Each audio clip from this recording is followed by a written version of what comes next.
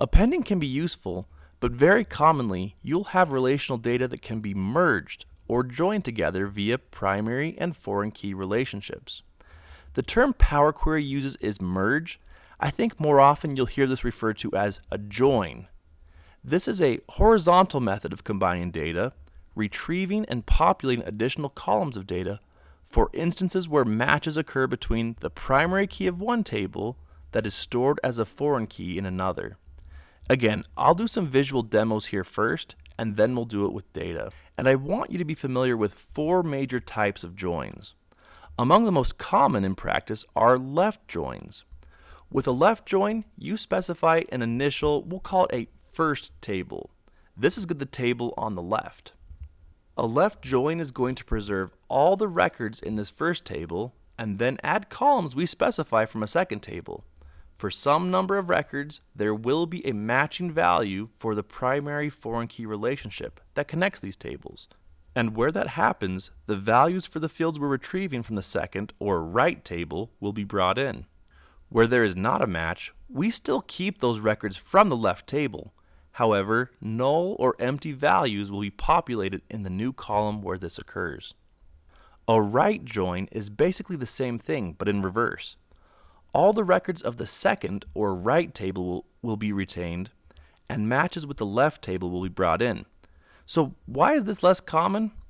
I imagine it has something to do with how a great many of us have learned to process information from left to right.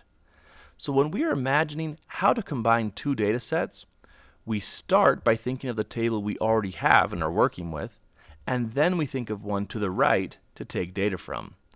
Any query that you do with a left join, you could accomplish with a right join. It's just that left joins tend to be more popular. We've then got inner joins. This is just the intersection part of the Venn diagram, because only records with matches will be preserved. Lastly, outer joins, which will retain all records from both tables. If records have a match, great, it will show up combined together. If a record from either table doesn't have a match, it will also be returned, with a bunch of blanks for all the columns of the alternative table. In practice, this type of join is uncommon, except perhaps when a user may be simply interested in checking for inconsistencies in the data. We'll start with an example of a left join. We've got two tables. The first is an orders table where order ID is the primary key or a unique identifier for the table. The second table has location data. Location ID is the primary key here. And when we think about a predictable relationship between orders and locations, it makes sense that a given order corresponds to, at most, one location. But a given location may correspond with many orders. So since it's the orders table that's on the many side of this relationship, it hosts location ID as a foreign key. And this is great because this allows us to merge data across these tables.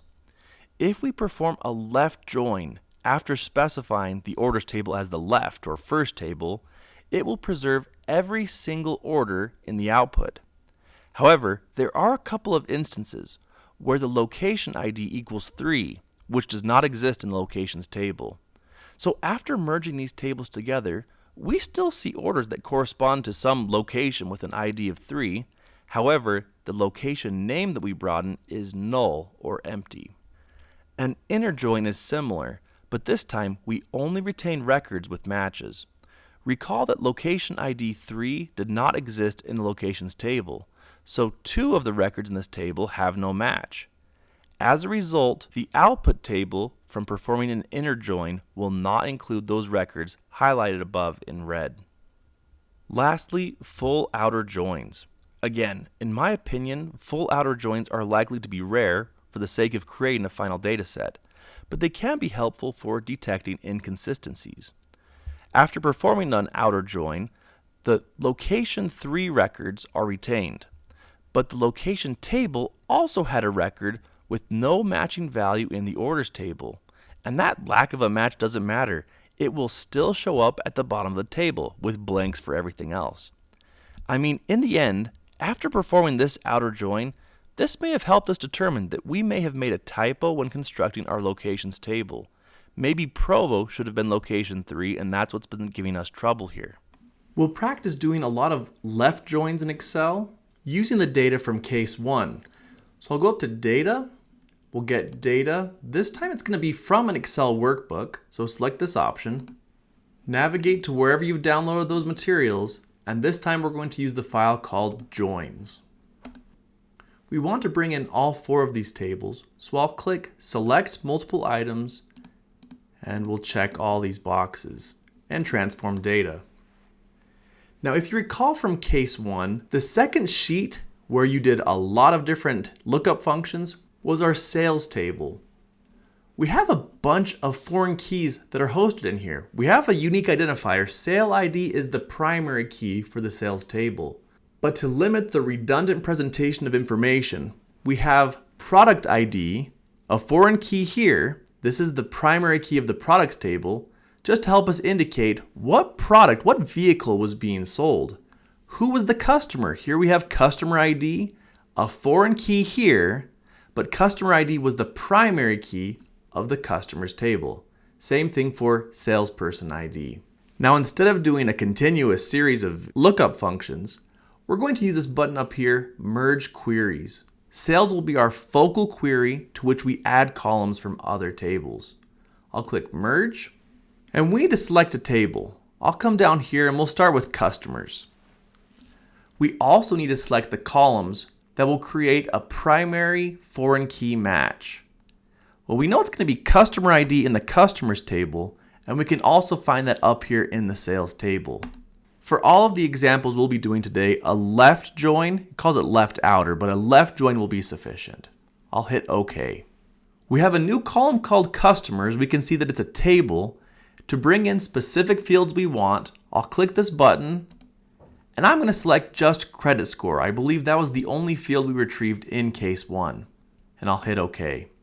Let's repeat this process, but now for the products table. I'll go up to Merge Queries, select the products table, and you tell me, where's the match? Where's our primary key, foreign key combination? It's going to be with product ID, a primary key here, and hosted as a foreign key in the sales table. We'll click OK. And here, let's bring in a few more. I'll select Model, Type, and MSRP, and hit OK. You can see we're fleshing out this table pretty nicely. Lastly, we'll bring in salespeople data. Matching on salesperson ID here and salesperson ID in the sales table. We'll click OK and bring in name, county, and rank. All of what we've done here, we could have accomplished with lookup functions in a normal Excel file. I personally think this was an easier approach, but let me demonstrate to you again the beauty of building out a query that creates a live connection to data sources and will automatically apply all of these steps as new data is added. This time I am going to close and load this query, and I'll navigate to the sales table. Again, this is the combined where we've made lots of different joins. These first 6 columns, this was all that was contained from the original sales column. Everything thereafter, you can see with these prefixes, they have the tables here, they came from different tables. You don't have to do this, but I'm going to add one more row back in our original sales table and refresh this query to show you how cool it updates the entire process. The first thing I'll do is I'll sort sale date from newest to oldest. I'll then open the sales table from the joins file. I'll go all the way to the bottom, and I'll add one more line to this table.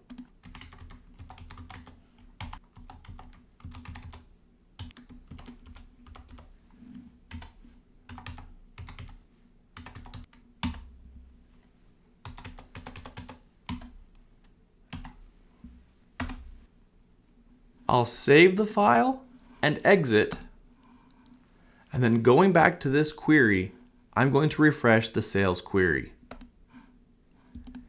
And here at the top, we have not only the data that I've just typed in on the other file, but it has additionally brought in all of the other information because of the relational data model that we've now created.